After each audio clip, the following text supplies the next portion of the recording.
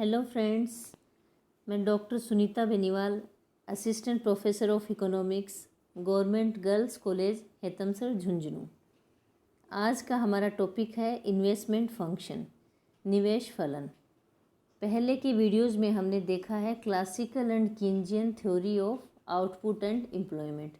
उसमें हमने एक कॉन्सेप्ट देखा था एग्रीगेट डिमांड। एग्रीगेट डिमांड क्या होती है?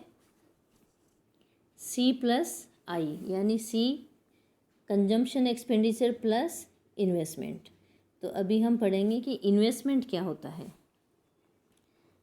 इन्वेस्टमेंट का मीनिंग देखें तो इन्वेस्टमेंट से मीनिंग हमारा उस एक्सपेंडिचर से होता है जिसकी वजह से जो कैपिटल गुड्स होती हैं उनमें जो इंक्रीज होता है उसे हम इन्वेस्टमेंट कहते हैं। कैपिटल गुड्स में हम किनको शामिल करते हैं? जैसे कि मशीनें हैं, फैक्ट्रीज़ हैं, मकान है, इनमें जो भी इंक्रीज होता है उसको कैपिटल गुड्स में शामिल किया जाता है।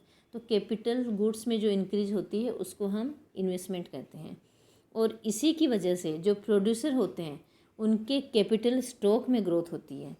इसलिए इन्वेस्टमेंट को कैपिटल फॉर्मेशन या पूंजी निर्माण भी कहा जाता है।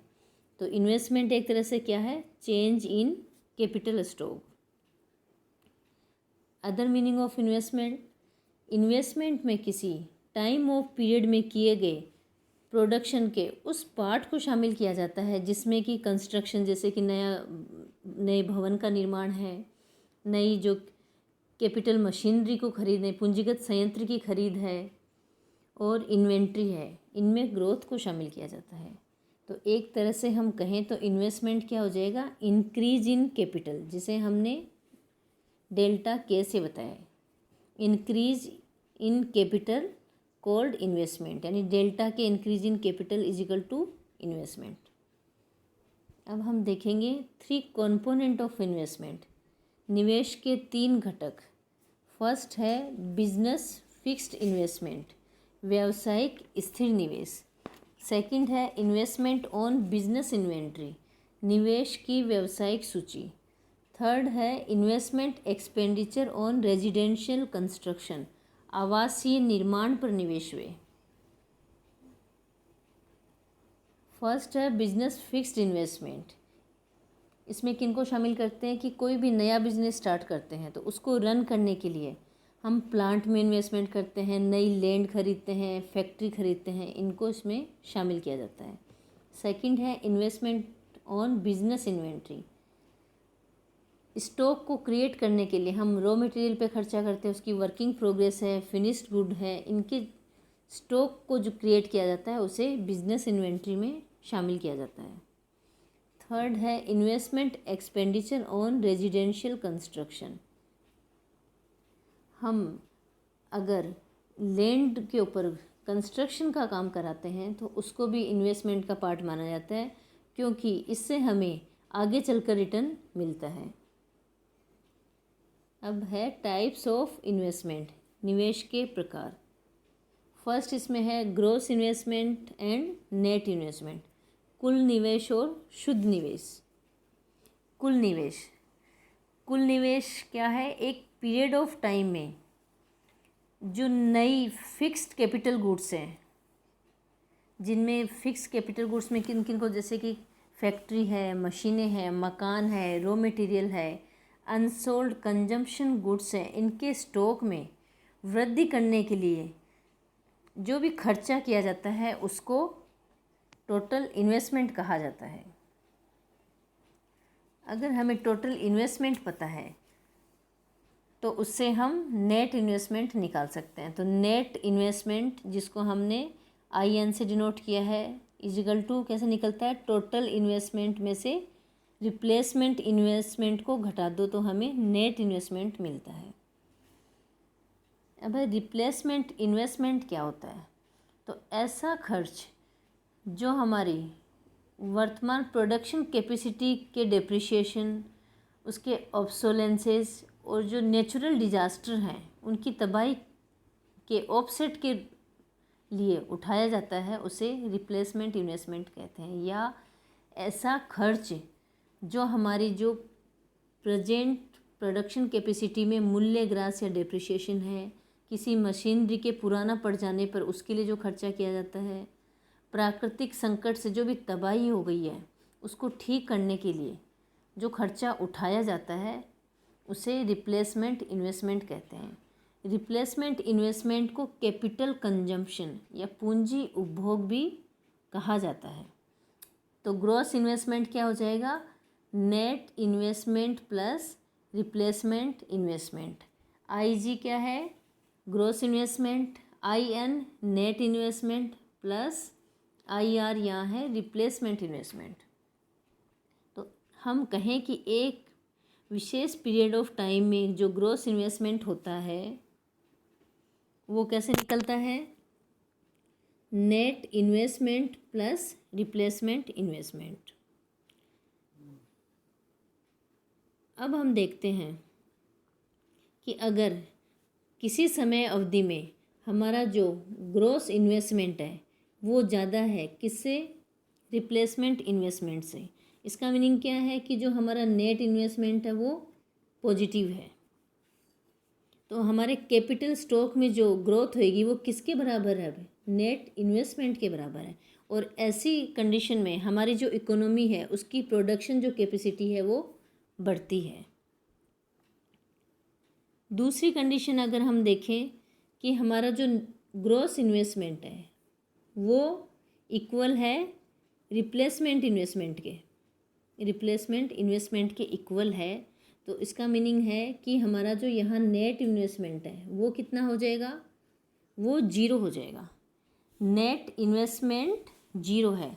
नेट इन्वेस्टमेंट जीरो होने का मीनिंग है कि हमारी इकोनॉमी में हमने डेप्रिसिएशन है या जो पुरानी एसिड्स हैं उसके बदले में नई एसिड्स को खरीदने के लिए या केवल हानि की पूर्ति के लिए ही खर्चा किया है, इसलिए हमारा जो नेट इन्वेस्टमेंट है वो जीरो है और ग्रॉस इन्वेस्टमेंट है वो रिप्लेसमेंट इन्वेस्टमेंट के इक्वल होता है।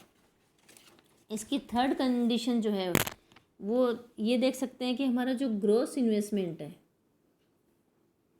हमारा जो ग्रॉस इन्वेस्टमेंट है वो लेस देन है किससे? रिप्लेसमेंट इन्वेस्टमेंट से। आई आर से भी अगर ग्रॉस इन्वेस्टमेंट कम है, इसका मीनिंग क्या है कि हमारा जो नेट इन्वेस्टमेंट है वो क्या होगा? नेगेटिव होगा। और ऐसी कंडीशन में हमारा जो कैपिटल स्टॉक है उसमें कमी आएगी।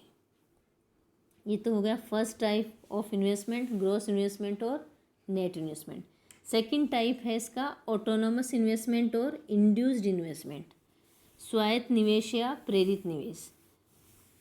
ऑटोनोमस इन्वेस्टमेंट या स्वायत्त निवेश या स्वतंत्र निवेश वह इन्वेस्टमेंट जो इनकम के लेवल में होने वाले चेंजेस से फ्री होता है उसे हम ऑटोनोमस इन्वेस्टमेंट करते हैं। यानी ऐसा इन्वेस्टमेंट जिसमें इनकम के होने वाले चेंज यानी आय के बढ़ने का और घटने का कोई प्रभाव नहीं पड़ता है उसको ऑटोनोमस इन्वेस्टमेंट कहा जाता है।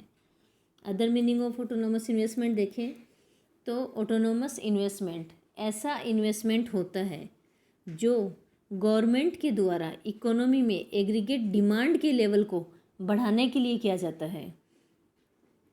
यानी हमारी इकोनॉमी में अगर डिमांड कम हो गई है तो उसमें ग्रोथ करने के लिए गवर्नमेंट के द्वारा जो भी एक्सपेंडिचर किया जाता है उसको हम ऑटोनोमस इन्वेस्टमेंट में शामिल करते हैं।